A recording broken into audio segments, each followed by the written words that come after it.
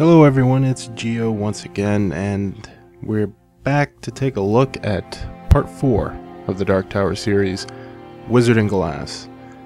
Now this is my personal favorite of the series, and I can't wait to talk about it. Before I get into that, I gotta get the typical spoiler warning out of the way. If you haven't read the previous books in the series, there will be spoilers of those in this video, and a few spoilers of this book in this video, so you have your warning. Now let's get to it. Wizard and Glass was released in 1997, and by then it had been 6 years since the previous Dark Tower book. So you can imagine that fans like myself were very eager to get right back into it, and for all intents and purposes, we were not disappointed.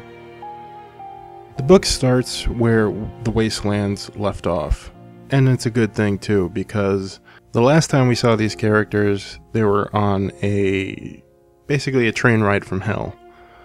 Blaine, the Mono, is on a suicidal run to the end of his line, which is Topeka, and he's brought along Roland and his quartet, and if they don't do as he says, basically, he's gonna kill all of them.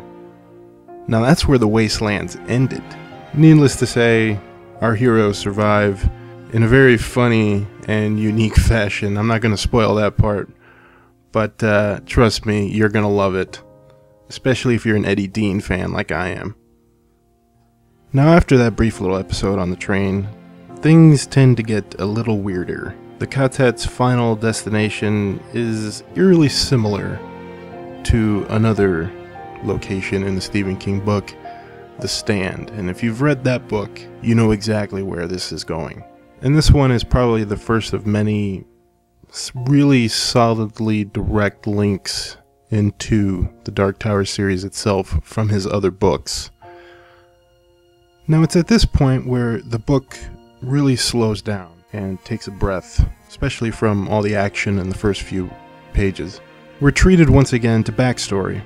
As is the usual custom in the Dark Tower universe, these stories are usually told around a campfire, or some more, someplace intimate like that, a campfire, a room, something like that.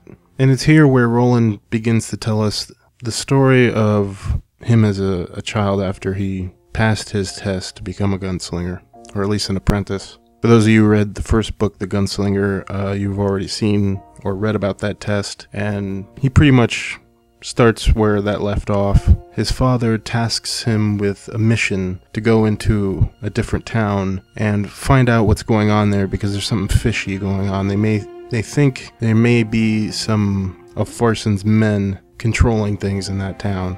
And there are also rumors of a certain wizard's rainbow, which is where the title Wizard and Glass comes from, of course. And it's actually a very important object because it'll come to play a very important role in Roland's life, not only in his youth, but also later on in this book as the story progresses, and even other colors of the rainbow, so to speak, as they're called, because there are different ones. They will also come to play certain roles in the series itself. So this is a good way to introduce those. Under an assumed name, Roland and Elaine and Cuthbert journey into the town of Mayes to investigate what's going on. And it's there where Roland meets Susan Delgado. And Susan is the girl that Roland fell in love with from the first book.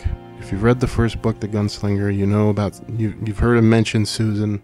You kind of foreshadowed what happened to her, and in this book, you get that story. And it's very important for two reasons. One is that it sets up Roland's humanity very, very well. When you first meet Roland, he's cold, he's calculating, he's very distant. But in this one, in this particular section anyway, he lets his emotions get the better of him, and they really shine out. The second reason is it sets up his quest for the Dark Tower. Before this part of the story, we're not really sure why he's looking for the Dark Tower, but in this one, we know definitively why, and it's a damn good reason.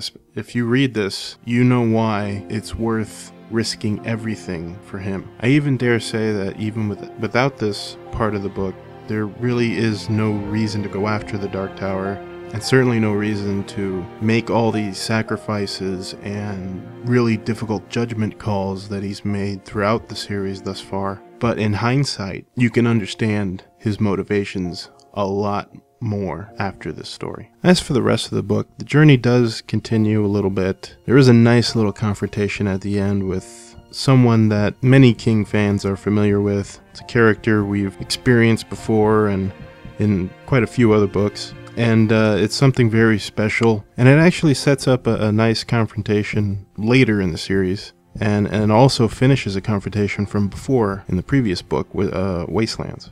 But I think that's going to be enough for now. I hope you enjoyed this video. I hope you enjoy the videos yet to come. And I hope you all have a good day.